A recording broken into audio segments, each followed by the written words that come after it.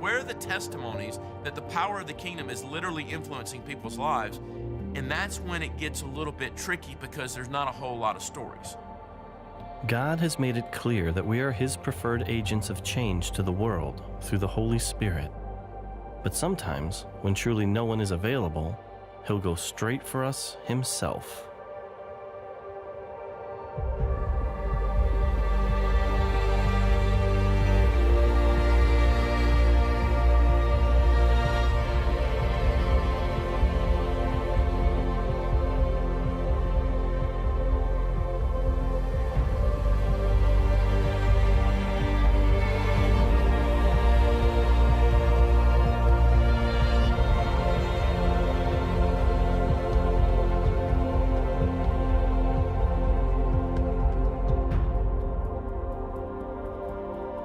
This is Ali, and he met Jesus while hanging out at Mecca.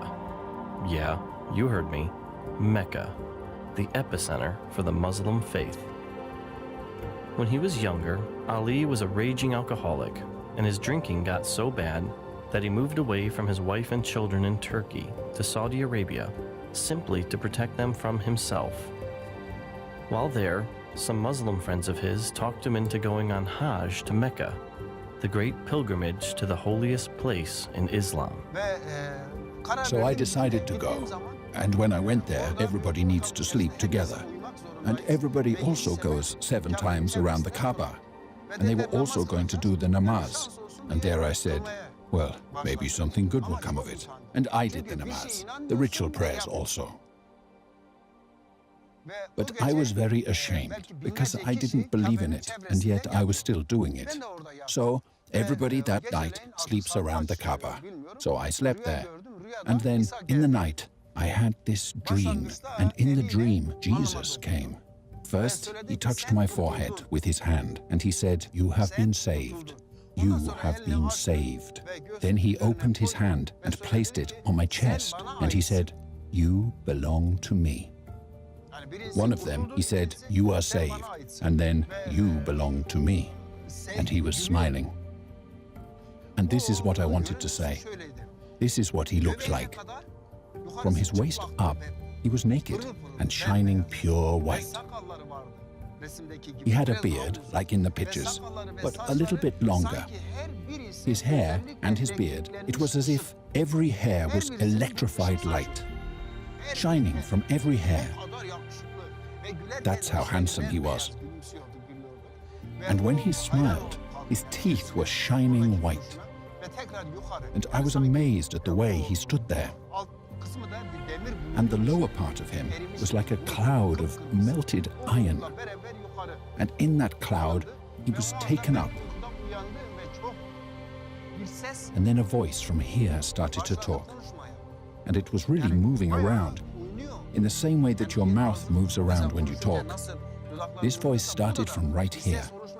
That's how it felt to me. So I woke up my friend, and I said to my friend, "Hey, look, do you hear that voice?"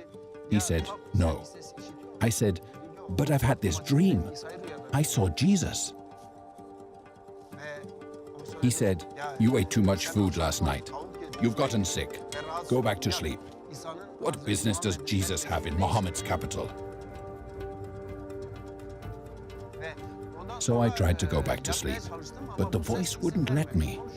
It kept talking to me, just like I'm talking to you. And when it was morning time, the friends came over to me, and they said, "Let's continue on the pilgrimage." And the voice was saying, "No, you're not going to go." It wouldn't let me. And the voice was saying to me, "Go and collect all your stuff and go back to your country. Look for your friends and find them." I didn't understand, but I made up my mind. Okay, I've decided I'm not going to go. I didn't understand it myself. So then I went and took a shower so that I could go back to where I had been. So, in order to take a shower, I got undressed. And I looked in this little mirror, and this part was white. But at that time, my hair, my beard, my mustache, there wasn't a single white hair anywhere. And there was this white everywhere. And so I tried to wipe it off. And when I wiped it, it didn't come off. I wiped it with water and soap, and it still didn't go away. And this voice said to me, I'm going to show you even more things than this.